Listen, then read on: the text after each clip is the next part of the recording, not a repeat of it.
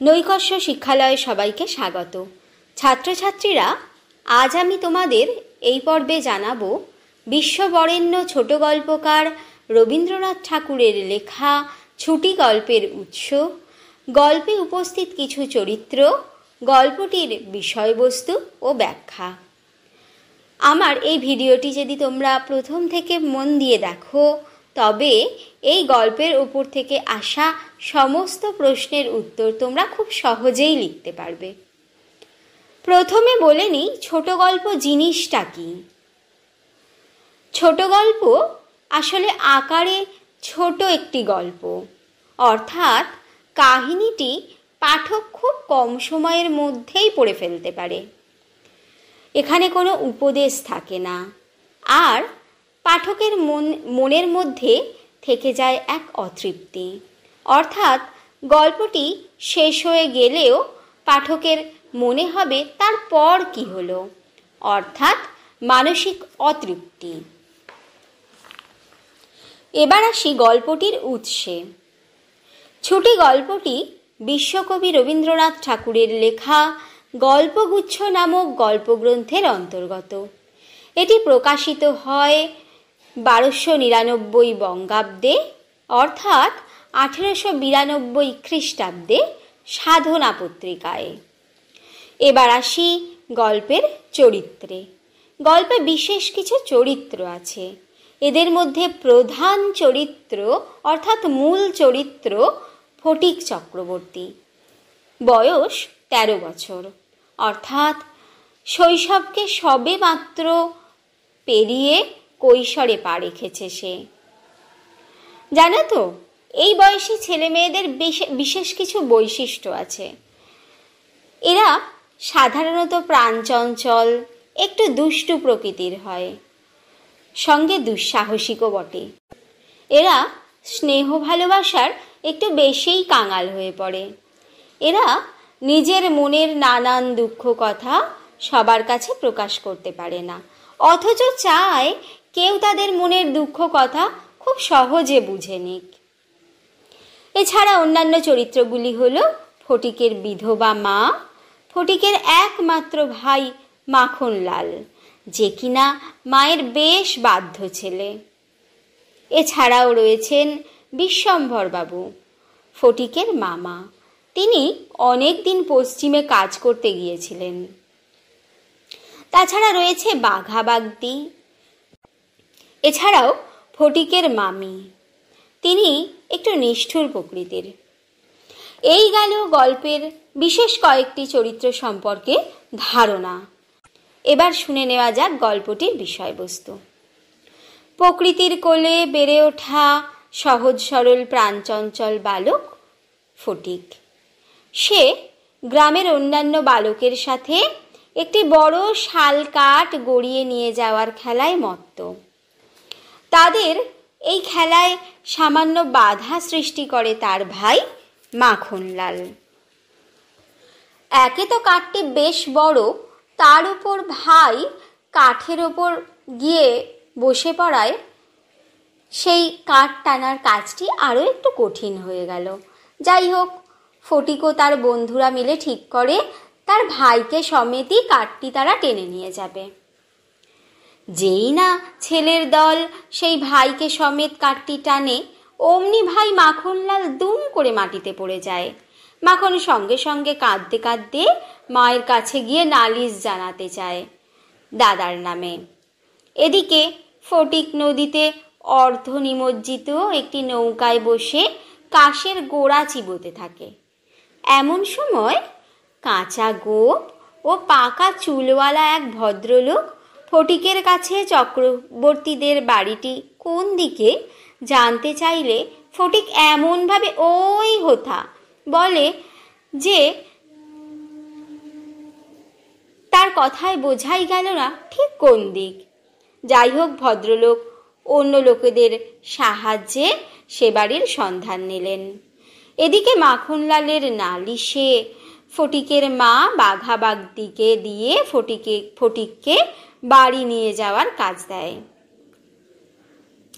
ফটিক বাড়ি না যেতে নাছোড় বান্দা, কারণ সে জানে বাড়ি গেলে মা ভাইয়ের মিথ্যে নালিশে উত্তম মধ্যম বেশ দেবে। তবুও বাঘাবাগদি ফটিককে বাড়িতে ধরে নিয়ে যায়। ফটিককে বাড়িতে দেখা মাত্র মা তো অগ্নিমূর্তি ধারণ করে। এমন সময় তাদের সামনে আসে ফটিকের সঙ্গে আগেই নদীর ঘাটে দেখা হওয়া সেই ভদ্রলোক। ভদ্রলোককে দেখা মাত্র ফটিকের মা বলে ওঠে, ও মা, এ যে দাদা, তুমি কবে এলে, বলে প্রণাম করে। ফটিক তখন জানতে পারে এই ভদ্রলোক আর কেউ নয়, আসলে তার মামা বিশ্বম্বর বাবু, যিনি অনেক দিন পশ্চিমে কাজে গিয়েছিলেন। বেশ কয়েকদিন মামা ফটিকদের বাড়িতে থাকার পর যাওয়ার 2-3 দিন আগে ঠিক হলো ফটিক তার মামার সাথে যাবে কলকাতায়। ফটিক তো বেশ আনন্দিত কলকাতায় যাবে, কিন্তু কিশোর বয়সী ফটিক বুঝে উঠতে পারল না মা ছাড়া কলকাতায় ফটিকের কী পরিণতি হতে পারে। ফটিককে মা জিজ্ঞাসা করলেন, ফটিক, মামার সাথে কলকাতায় যাবি? ফটিক লাফিয়ে উঠে বলে, যাব। এরপরই নেমে আসে ফটিকের জীবনে ঘোর অন্ধকার। কলকাতায় মামার বাড়ি পৌঁছে তার আলাপ হয় মামির সঙ্গে। মামি তো তাকে দেখা মাত্র বিশেষ সন্তুষ্ট হলেন না। মামির 3 ছেলে। যাই হোক, মামা ফটিককে মামির অসন্তুষ্টতার পরেও তার ছেলেরা যে স্কুলে পড়ে সেই স্কুলেই ভর্তি করে দেন। প্রকৃতির কোলে বেড়ে ওঠা সহজ সরল ফটিকের শহরের জীবন ভালো লাগলো না। অনেক সাহসে মামাকে জিজ্ঞাসা করিয়াছিল, মামা, মার কাছে যাব। মামা বলিয়াছিলেন, স্কুলের ছুটি হোক। ইতিমধ্যে একদিন ফটিক স্কুলে বই হারিয়ে ফেলল। মামি এ ঘটনায় অত্যন্ত রেগে গেলেন। ফটিককে বেশ কথা শোনালেন। এতে ফটিক মনে মনে ভীষণ কষ্ট পেল। সেদিন স্কুল থেকে ফিরে তার মাথা ব্যথা শুরু হলো ও গা শিরশির করতে লাগলো। সে বুঝতে পারল তার জ্বর আসছে। ফটিক কাউকে কিচ্ছু জানালো না, কারণ সে কথা জানলে মামি বেশ বিরক্তই হবেন। পরদিন সকালে ফটিককে বাড়িতে আর কোথাও খুঁজে পাওয়া গেল না। এদিকে রাত থেকে প্রচণ্ড শ্রাবণের বৃষ্টি, অন্যদিকে বিশ্বম্বর বাবু প্রতিবেশীদের নিয়ে চারিদিকে খোঁজার পর ফটিককে না পেয়ে পুলিশে খবর দেন। সারাদিন পর পুলিশ সন্ধেবেলা ফটিককে নিয়ে বিশ্বম্বর বাবুর বাড়ি এলেন। ফটিক কাঁদিয়া উঠিয়া কহিল, আমি মার কাছে যাচ্ছিলুম, আমাকে ফিরিয়ে এনেছে। ফটিকের জ্বর বেশ বেড়েছে। বিশ্বম্বর বাবু ডাক্তার ডাকলেন। ফটিক হতবুদ্ধি ভাবে তাকাইয়া রহিল। মামা, আমার ছুটি হয়েছে কি? বিশ্বম্বর বাবু রুমালে চোখ মুছে তার কাছে বসলেন। ফটিকের জ্বরের গরম হাত হাতে রাখলেন। ফটিক আবার বিড়বিড় করিয়া বকিতে লাগিল। বলিল, মা, আমাকে মারিস নে মা, সত্যি বলছি, আমি কোনো দোষ করিনি। বিশ্বম্বর বাবু ফটিকের মনের অবস্থা বুঝে তার কানের কাছে মাথা নিয়ে গিয়ে মৃদুস্বরে কহিলেন, ফটিক, তোর মাকে আনতে পাঠিয়েছি।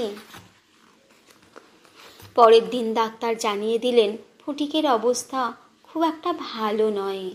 বিশ্বম্বর বাবু ব্যাকুল হয়ে উঠলেন তার বোনের আসার জন্য। এরপর ফটিকের মা ফটিকের কাছে এসে পৌঁছলেন। মা উচ্চস্বরে ডাকিলেন, ফটিক, সোনা, মানিক আমার। ফটিক যেন অতি সহজেই তাহার উত্তর দিয়া কহিল, মা আবার ডাকিলেন, ওরে ফটিক, বাপধন রে। ফটিক আস্তে আস্তে পাশ ফিরিয়া কাহাকেও লক্ষ্য না করিয়া মৃদুস্বরে কহিল, মা, এখন আমার ছুটি হয়েছে মা, এখন আমি বাড়ি যাচ্ছি।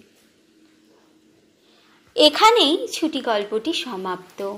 সত্যি ছুটি ফটিকের জীবনে এই যে করুণ পরিণতি ডেকে আনবে তাকেই বা জানত। এখানেই গল্পটি শেষ হলো। আশা করি তোমরা এই গল্পটি বুঝতে পেরেছ। আবার দেখা হবে নতুন কোনো বিষয় নিয়ে।